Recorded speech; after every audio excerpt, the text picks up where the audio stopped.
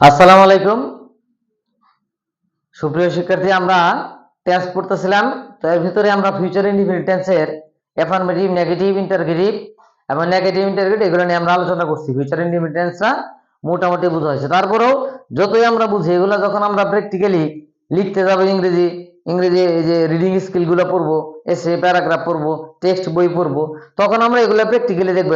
এটা future indefinite tense, এটা affirmative, এটা নেগেটিভ, এভাবে যখন আমরা প্র্যাকটিক্যাল লার্নিং শিখবো তখন কিন্তু আমাদের শেখা হবে। যতই আমরা এই যে হোয়াটবোর্ডে খাতার ভিতরে অনেক নিয়ম লিখে রাখি, এটা হবে না বাস্তব প্রয়োগ না করলে। ওই যে একটা গল্প আছে যে কি, বা এটাই বলা যায়, একজন সাঁতার শেখার বই নিয়ে আসলো বাজার থেকে কিনে কিনে নিয়ে কিভাবে সাঁতার শিখে, হাউ টু সুইম, হ্যাঁ, ইন এ রিভার, একটা নদীর মধ্যে কিভাবে সাঁতার কাটতে হয় এটা সে নিয়ে আসলো।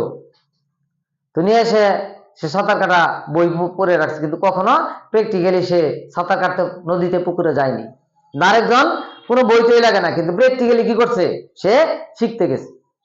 তো যাই হোক, একজন ইঞ্জিনিয়ার বিদ্যা থাকে, যখন সে প্র্যাকটিক্যাল কি করে সে বেশি উন্নতি করতে পারে। তা আমার আগে জানতে হবে, ঠিক আছে, খাতায় বোর্ডে যেভাবে জানি, টিচারের কাছে জানি, কিন্তু এটা আমাকে বাস্তব প্রুভ করতে করে করে করে আমাকে শিখতে হবে, তাহলে আমি বেশি ডেভেলপ করতে পারবো।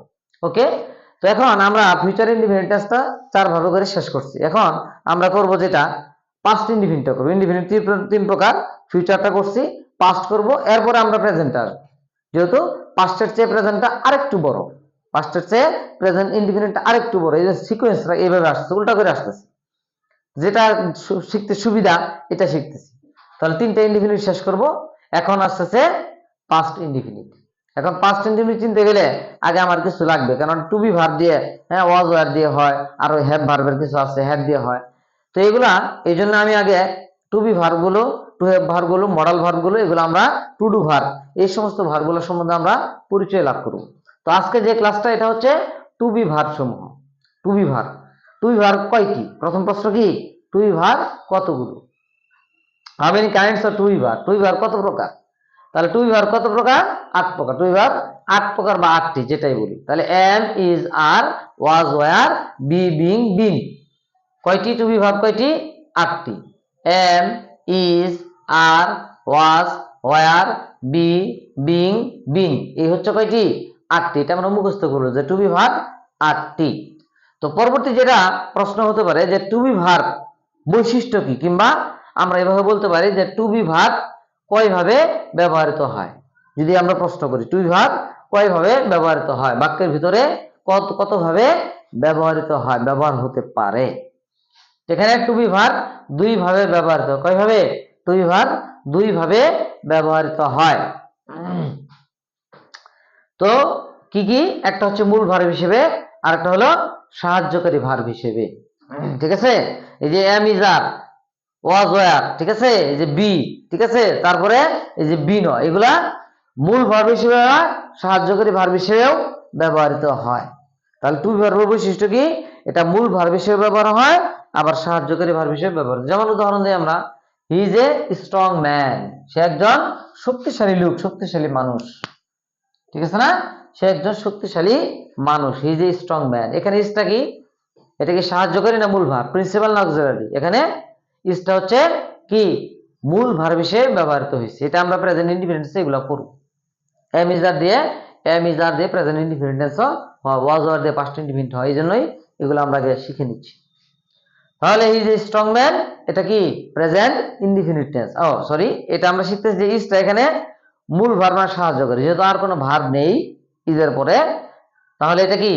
এখানে ইজটা হচ্ছে মূল ভার্ব। আবার শি ইজ, এই যে একটা উদাহরণ দিচ্ছি এখানে, শি ইজ সে হয়, আর যদি বাংলা বলি সে হয়।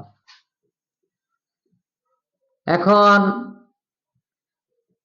Most of the students of our country, আমাদের দেশে অধিকাংশ শিক্ষার্থী কি বলবে?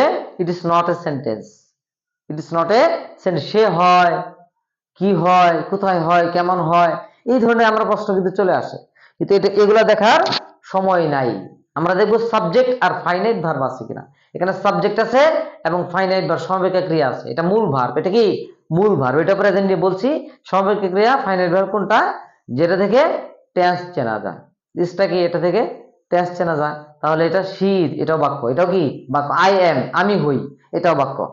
দে আর, তারা হয়, তারা কি হয়? কেন হয়, এটাও কি বাক্য হয়ে গেছে। তাহলে এটাও এখানে ইজটা কি মূল ভার্ব হিসেবে ব্যবহৃত হয়েছে এবং এটা কি একটা বাক্য। ওকে, আবার বলছি সাহায্যকারী ভার্ব হিসেবেও এম ইজ আর ব্যবহৃত হয়। এই যে এখানে হি ইজ কামিং হেয়ার, সে এখানে আসতেছে। এই যে ইজটা এখানে কি সাহায্যকারী, এরপরে ভি ওয়ানের সাথে আইনজি, এটা হচ্ছে মূল ভার্ব। তাহলে ইজটা এখানে কি এখানে সাহায্যকারী ভার্ব হিসেবে ব্যবহৃত হয়েছে। আরেকটা উদাহরণ, দে আর ওয়াকিং দেয়ার, তারা সেখানে, হ্যাঁ দে আর ওয়াকিং, তারা হাঁটতেছে, তারা সেখানে হাঁটতেছে। ওকে, এটাও হবে দে আর ওয়াকিং দেয়ার, তারা সেখানে হাঁটতেছে। তাহলে এই যে আরটা এখানে কি সাহায্যকারী ভার্ব, এটা আরটা সাহায্যকারী ভার্ব হিসেবে এখানে ব্যবহৃত হয়েছে। তাহলে এম ইজ আর ওয়াজ আর বি বিং এই টু বি ভার্ব আরটি, আর এগুলা কি হয় মূল ভার্ব হিসেবে ব্যবহৃত হয়, সাহায্যকারী ভার্ব হিসেবেও ব্যবহৃত হয়। পরের ক্লাসে আমরা টু হ্যাভ ভার্ব সম্বন্ধে নিয়ে আলোচনা করব। আসসালামু আলাইকুম।